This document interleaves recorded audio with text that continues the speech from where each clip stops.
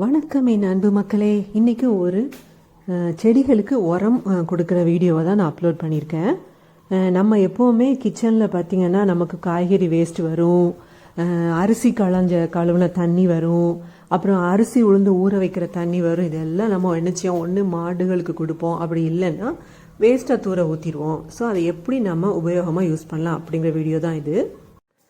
நம்ம வீட்டில் சோறு பொங்கும்போது அந்த அரிசியை கழுவுற தண்ணி நமக்கு தினம் கிடைக்கும். அந்த தண்ணியை தூர ஊற்றாமல் ஒரு ஜக்கில் நான் எடுத்து சேர்த்து வச்சுக்கிடுவேன். பாருங்கள், அந்த ஜக்கில் தான் எடுத்து வச்சுருக்கிறேன். ஸோ இது போக நம்ம தினம் காய்கறி நறுக்குவோம், காய்கறி வேஸ்ட் நிறையா கிடைக்கும். அதையும் நான் தூர போடாமல் என்ன செய்வேன், அந்த அரிசி கழுவுன தண்ணியோடு சேர்த்து மிக்ஸ் பண்ணி வச்சுருவேன். இப்போ பாருங்கள், இதில் வெங்காயத்தொலி இருக்குது, பூண்டு தொலி இருக்குது, பீன்ஸ் வேஸ்ட் இருக்குது. இது எல்லாத்தையும் அப்படியே எடுத்து இந்த அரிசி கழுவுன தண்ணி சேர்த்து வச்சுருக்கேன்ல அந்த ஜக்கு, அதில் நான் அப்படியே ஊற வச்சுருவேன். இதுக்குள்ளே எல்லாத்தையும் இப்போ நான் போட்டு விட்ருவேன். இது அப்படியே ஊறிட்டே இருக்கும். ஸோ அதில் உள்ள எல்லா சத்துக்களும் அந்த அந்த தண்ணியோடு கலந்துரும். இது போக நீங்கள் பழங்கள், சப்போட்டா பழமாக இருந்தாலும் சரி, அன்னாச்சி பழமாக இருந்தாலும் சரி, பப்பாளி பழம், என்ன பழங்கள் உங்களுக்கு கிடைக்குதோ அந்த பழத்தோட தோல் எல்லாத்தையும் தூரப்படாமல் அதையும் இந்த தண்ணியோடு கலந்து வச்சிங்கன்னா அந்த பழத்துள்ள சத்துக்களும் நம்ம செடிகளுக்கு கிடைக்கும். இது ஒரு ஈஸி மெத்தட். இதை ட்ரை பண்ணி பாருங்கள்.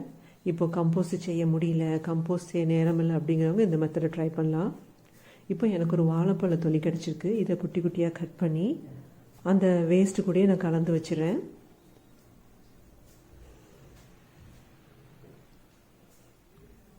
யூஸ்வலாக நம்ம குக்கிங் ஒரு 12 o'clock முடிச்சிடுவோம்.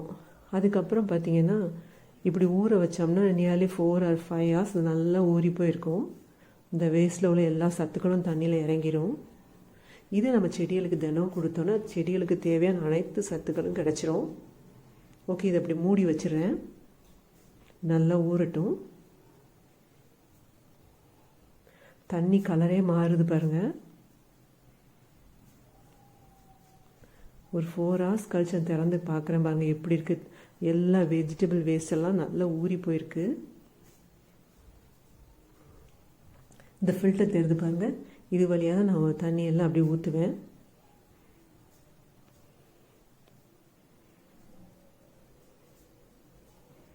இனிமேல் இந்த தண்ணி எடுத்து கொஞ்சம் கொஞ்சமாக எல்லா செடிகளுக்கும் ஊற்ற ஆரம்பிக்கலாம்.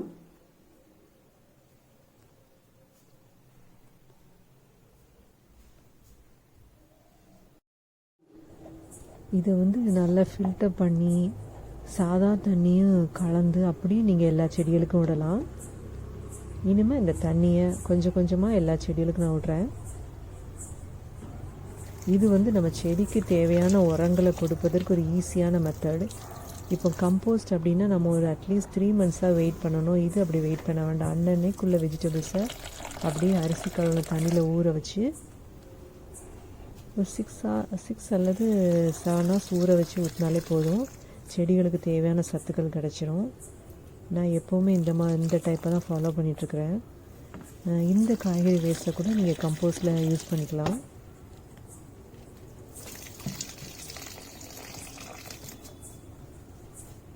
எல்லா செடிக்கும் கொஞ்சம் கொஞ்சம் ஊற்றிடுவேன்.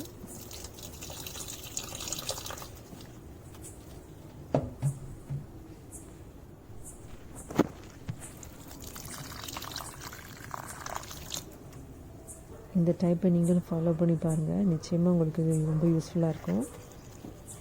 அவ்வளோதான். எல்லா செடிக்கும் ஊற்றி முடித்ததுக்கப்புறம் அந்த ஜக்கில் உள்ள வேஸ்ட்டை எடுத்து ஒரு பின்னில் போட்டுருவேன், வேஸ்ட் பின்னில் போட்டுருவேன். ஜக்கை நல்லா கழுவி வச்சுட்டு நாளைக்கு இதே மாதிரி காய்கறி வேஸ்ட்டை மிக்ஸ் பண்ணி செடிகளுக்கு விடுவேன். இதான் நான் எப்போவுமே செய்கிற மெத்தட். இந்த வீடியோ உங்களுக்கு பிடிச்சிருக்குன்னு நினைக்கிறேன். இன்னொரு வீடியோவில் உங்கள் எல்லோரும் மீட் பண்ணுறேன். அது வரைக்கும் தேங்க்யூ ஸோ மச்.